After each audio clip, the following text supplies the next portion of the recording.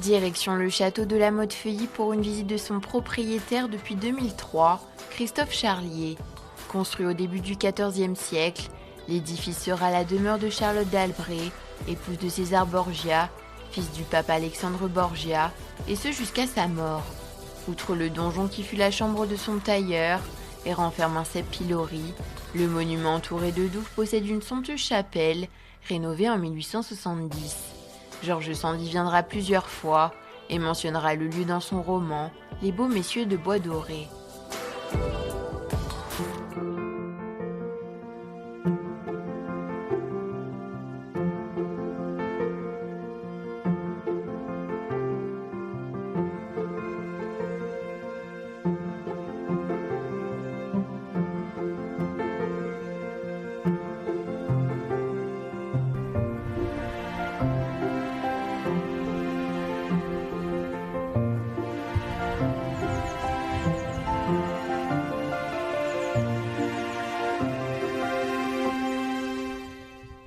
Bonjour, bienvenue au château de la Motte-Feuilly, qui se trouve dans la commune de la Motte-Feuilly, dans l'Indre.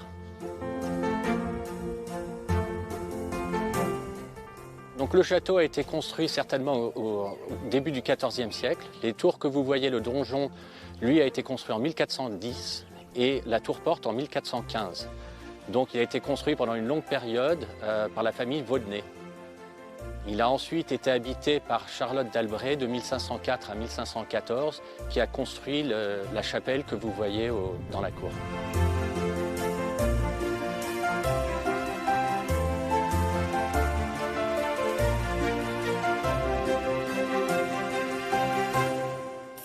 Charlotte d'Albret était la fille du grand Alain d'Albret, sœur du roi de Navarre. Donc il s'est marié en 1499 avec César Borgia, qui était le fils du pape Alexandre VI. C'était une femme très importante. Déjà, elle représentait César Borgia en France. Elle était donc duchesse du Valentinois, dame d'Issoudun, dame de la Motte-Feuilly. Elle était princesse de Romagne en Italie, duchesse de Gandie en Espagne. Donc c'était vraiment une femme très importante qui menait à la Motte-Feuilly une vraie vie de cour avec plusieurs intendances, un tapissier, un couturier, toute une équipe autour d'elle.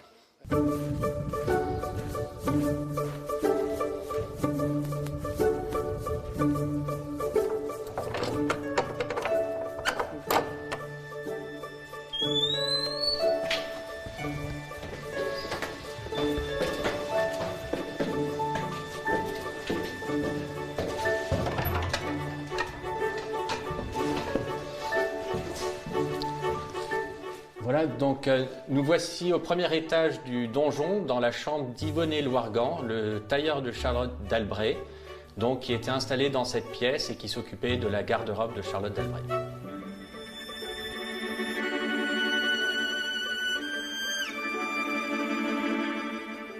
Donc, je voulais vous présenter cette tapisserie qui est la licorne à la fontaine. Donc dans l'inventaire dressé à la mort de Charlotte d'Albret en 1514, il est question d'une tapisserie d'une licorne à la fontaine.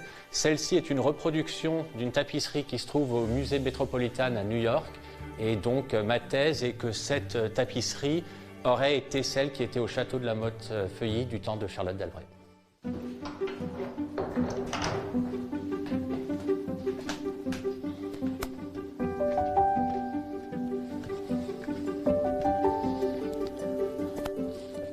Voilà, donc nous sommes ici au dernier étage du donjon où se trouve le fameux cep pilori qui était déjà là dans l'inventaire dressé à la mort de Charlotte d'Albret, donc en 1514.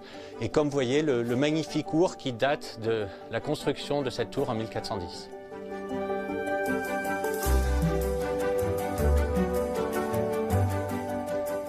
Nous nous trouvons au-dessus de la salle de justice et en fait le criminel, l'accusé disons, était attaché aux poignets et aux chevilles. Il attendait son sort pendant que le tribunal en dessous écoutait l'histoire de son crime.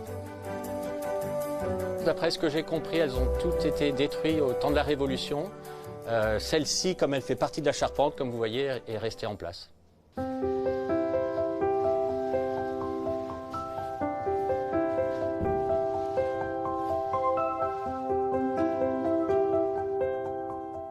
Alors Alors nous voici dans le véritable bijou du château. Nous sommes dans la chapelle qui a été construite par Charlotte d'Elbret elle-même après 1504, qui a été rénovée en 1870 par la famille Maussabré, qui a fait venir un peintre, Jules Quentin, de Paris, qui a peint donc ces très belles foi, espérance et charité, des motifs qu'il avait déjà peints pour l'église Saint-Germain d'Auxerrois à Paris.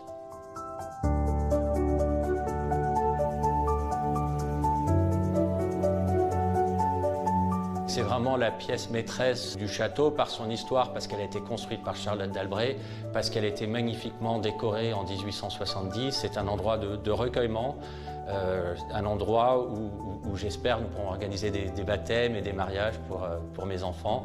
C'est vraiment un endroit paisible, comme vous entendez, on est au calme, vraiment, on est très bien ici.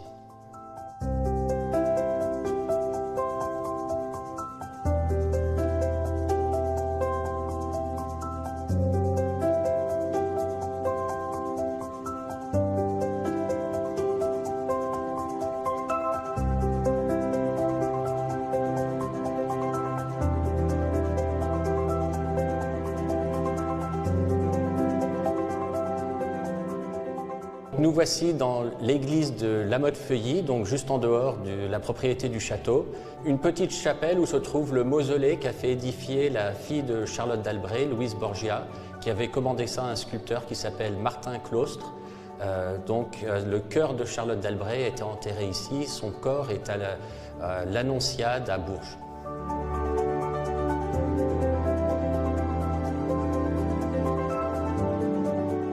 Georges Sand, qui est un grand personnage du Berry, est venu plusieurs fois à La Motte-Feuilly et d'ailleurs évoque l'histoire de Charlotte d'Elbret et du château de La Motte-Feuilly dans son roman Les Beaux Messieurs de Bois Doré. Par contre, elle trouvait le château un peu lugubre et maussade. C'est vrai qu'à cette période-là, il était un petit peu plus renfermé qu'il est aujourd'hui.